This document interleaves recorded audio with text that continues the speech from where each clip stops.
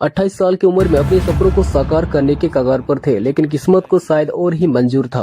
This footage shows the last moment of a man who died after he was sucked into this whirlpool.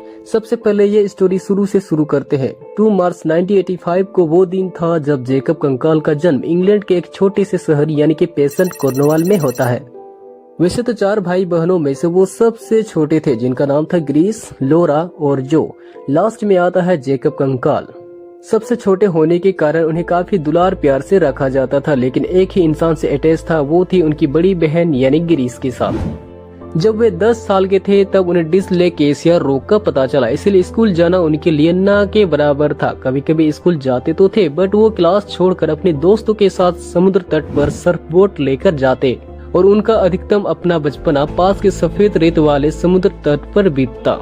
साल 2001 में बड़ी बहन Greece को सिरदर्द की शुरुआत हुई थी, लेकिन कुछ महीने बाद यानी कि सितंबर में उन्हें ब्रेन ट्यूमर का पता चला।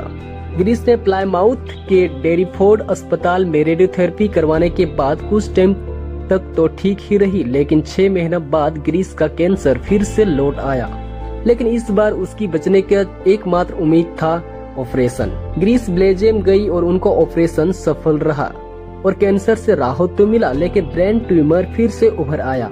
इस बार इतना जानलेवा साबित हुआ कि 18 दिसंबर 2002 को उनकी डेथ हो गई। जब उनकी बड़ी बहन की डेथ हो गई तब जैकब कंकाल मात्र वो 17 साल का था। उनकी मृत्यु के बाद ग्रीस की राख को उनकी पसंदीदा जगह यानी कि अलमारी में रखा गया, जो घर में उनकी पसंदीदा जगह थी।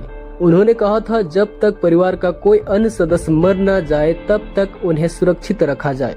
ठीक 11 साल बाद उनकी दादी की डेथ हो जाती है और उनकी राख को एक साथ विसर्जन करने की प्लानिंग की ही जा रही थी, लेकिन इसके बाद फिर एक अनहोनी घटना घटी और वो था उनका छोटा भाई की डेथ। इन सब की डेथ होने के बाद जैकब पर काफी गहरा असर पड़ा। उन्हें अब लग रहा था कि अपनी बड़ी बहन यानी ग्रीस जैसा उन्हें बनना चाहिए, क्योंकि उनकी बड़ी बहन जो ग्रीस थी वो पढ़ाई में काफी ज्यादा तेज थी। तो उन्हें अब लग रहा था कि अब टाइम आ गया है उनके जैसा बनने के लिए।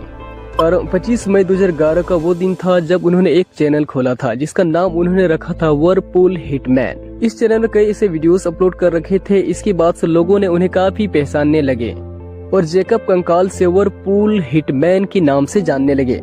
इस चैनल में भंवरों के अपने क्लोजअप वीडियोस के लिए जाने जाते थे, जिन्हें वे एक अनोखे नजरिया से फिल्माते थे, जो कि लोगों को काफी पसंद आता था। इसके बाद जैकब ने सोचा इससे थोड़ा क्रेजी वीडियोस बनाया जाए। 28 मई 2013 को वो दिन था जब उनकी एक लास्ट वीडियोस रहने वाली थी। जैसे कर्नवाल के हेली हर्बल में वीडियो शूट करने के लिए चले जाते हैं। स्टार्टिंग में तो उन्हें काफी मजा आ रहा था, यानी कि उस भंवर के बीचों बीच से जब तैर रहे थे वो काफी मजेदार वो महसूस कर रहे थे। लेकिन उन्होंने सोचा कि उन्हें घोड़े के मुकुट को पहन कर उसमें थोड़ा मस्ती किया जाए, लेकिन उन्हें क्या पता था ये सोच उनकी भारी रहने वाली थी।